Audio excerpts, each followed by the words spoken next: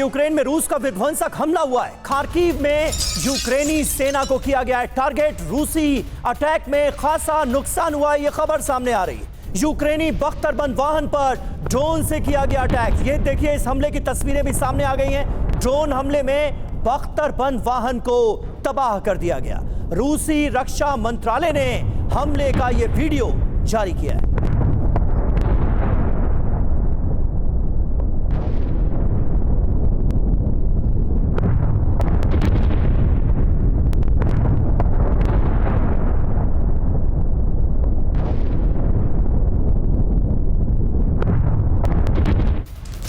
और देखिए, एक और बड़ी खबर, जंगी मैदान से यूक्रेन ने रूस का ड्रोन गिराया है। मोबाइल एयर डिफेंस से इस हमले को अंजाम दिया गया। ड्रोन के टारगेट पर था एयर डिफेंस। ये देखिए, तस्वीर आपको दिखा रहे हैं मोबाइल एयर डिफेंस से किस तरह से रूसी ड्रोन को गिराया गया है। यूक्रेन की तरफ से वो तस्वीरें कैप्चर हुई है जो इस वक्त हम आपको दिखा रहे हैं। तो यूक्रेन की बात करें तो जंग यहां पर बहुत ही भीषण दौर में, निर्णायक दौर में पहुंच गई है और दोनों तरफ से एक दूसरे पर जबरदस्त बमबारी की जा रही है। और इन सब के बीच यूक्रेन की तरफ से जो ड्रोन गिराया गया रूस का, वो हम आपको दिखा रहे हैं। और एक और बड़ी खबर, ये चिंता बढ़ाने वाली खबर है, क्योंकि न्यूक्लियर वॉर के मुहाने पर दुनिया, पश्चिमी देशों के खिलाफ रूस की बहुत बड़ी तैयारी। परमाणु हथियारों का जखीरा रूस की तरफ से बढ़ाया जा रहा है। रूसी परमाणु साइट टेस्ट के लिए तैयार है। रूसी जनरल ने खुद इस बात का खुलासा किया है।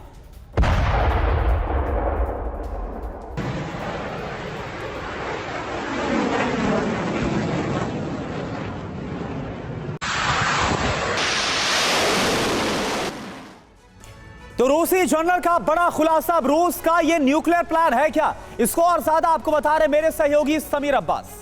जी हां करुणा, रूस के इस न्यूक्लियर प्लान से दरअसल अमेरिका बहुत परेशान है। कैसे, आइए आपको समझाते हैं। रूस यूक्रेन जंग न्यूक्लियर वॉर में बदलने की आशंका है।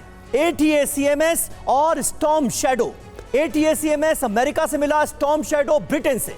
हमले के बाद रूस बौखलाया हुआ है। इन हथियारों के इस्तेमाल से रूस बौखलाया हुआ है। रूस ने परमाणु सिद्धांतों में बदलाव किया इन्हीं हमलों के बाद। परमाणु टेस्ट साइट परीक्षण के लिए पूरी तरह से तैयार है। रूसी एटमी हथियार रेडी टू अटैक मोड में रखने के निर्देश व्लादिमीर पुतिन की तरफ से जारी कर दिए गए हैं। हालात यहां तक पहुंच गए। रूस कहां करेगा न्यूक्लियर टेस्ट, आपको बता दें, जो जानकारी हमें मिल रही है उसके मुताबिक नोवाया जेमेलिया द्वीप समूह और आर्कटिक महासागर, यहां न्यूक्लियर टेस्ट मुमकिन है। यहां रूस के अब तक 200 परमाणु परीक्षण पहले भी हो चुके हैं। इसलिए माना यह जा रहा है कि आने वाले वक्त में यहां पर और न्यूक्लियर टेस्ट किए जा सकते हैं। करुणा, बिल्कुल। और देखिए, यहां पर रूस का न्यूक्लियर अल्टीमेटम क्या है, यह आपको बताते हैं। न्यूक्लियर प्लान पर बड़ा खुलासा जो किया गया है, जनरल व्लादिमीर वेरखोवत्सेव, जो कि सरगैया रायाबकोव जो इनका नाम है, और विदेश मंत्री रूस के, उनकी तरफ से, दोनों तरफ से क्या बातें सामने रखी जा रही है। आप देखिए, जनरल व्लादिमीर क्या बोल रहे हैं। नोवाया जेमेलिया के सभी अधिकारी अलर्ट मोड पर हैं। और रूस के विदेश मंत्री क्या बोल रहे हैं, यूक्रेन को परमाणु हथियार मिलने की आशंका है। ये जो जानकारी है वो सामने रखी जा रही है। यही वजह है कि अपनी न्यूक्लियर तैयारी को और तेज कर रहा है रूस। इसके अलावा जनरल क्या बोल रहे हैं रूस के, ऑर्डर आते ही परमाणु परीक्षण शुरू हो जाएगा। तो रूस के विदेश मंत्री क्या बात रख रहे हैं सामने, राष्ट्रपति पुतिन के ऑर्डर का इंतजार कर रहे हैं, यानी कि वहां से ग्रीन सिग्नल मिलते ही कभी भी न्यूक्लियर हमला हो सकता है, न्यूक्लियर विध्वंस मच सकता है इस दुनिया में।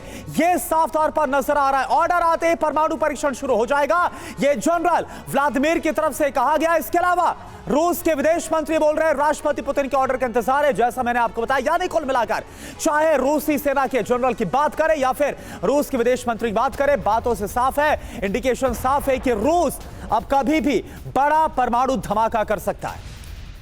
देखिए, और हमारे साथ इस वक्त तमाम खास मेहमान मौजूद हैं, उनसे आपका तारुफ करा दें। Major general A K. सिवाच साहब हमारे साथ मौजूद हैं, एवीएम ओ.पी. तिवारी हमारे साथ मौजूद हैं, naval officer doctor PK. Ghosh हमारे साथ मौजूद हैं, प्रोफेसर सतीश कुमार विदेश मामलों के जानकार हैं, वो भी हमारे साथ मौजूद हैं। सिवाच साहब, जो स्थितियां नजर आ रही हैं, रूस के न्यूक्लियर प्लान को लेकर जो बड़ा खुलासा हुआ है, अमेरिका तक जबरदस्त हलचल है। क्या वाकई स्थितियां इस लेवल पर ला दी गई हैं कि रूस को ऐसा करना पड़े? क्योंकि पहले ATACMS से वार किया जाता है, उसके बाद स्टॉर्म शैडो यानी लॉन्ग रेंज के तमाम हथियारों का इस्तेमाल यूक्रेन की सरजमीन से रूस के खिलाफ किया जा रहा है। रूस करे तो करे क्या? हाँ देखो, सच्चाई है समीर, ये समझना चाहिए कि अभी तक जो लड़ाई हो रही थी, वो जो रूस लड़ाई कर रहा था यूक्रेन में, या वो इलाका जो यूक्रेन से उसने जीता था, डोनबस का, जापोरेजिया और खारासोन, एक ही जगह थी जहां पर रूस को थोड़ा सा सेटबैक मिला था, वो था कुर्स्क, जहां पर 10 से 12 किलोमीटर जो एक प्रकार से यूक्रेन की फौजें आगे थी, मगर ज्यादातर लड़ाई यूक्रेन में थी।